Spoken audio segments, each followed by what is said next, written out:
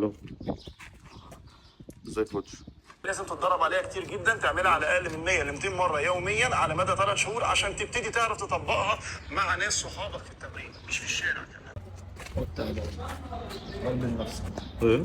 غربل نفسك.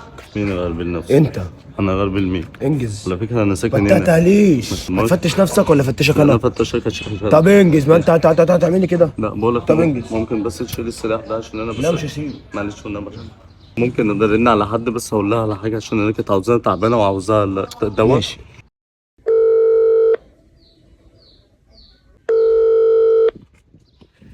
الو، ازيك يا كوتش؟ دلوقتي يا كوتش، دلوقتي انا اتفرجت على عندك اللي هو فيديو الدفاع عن النفس.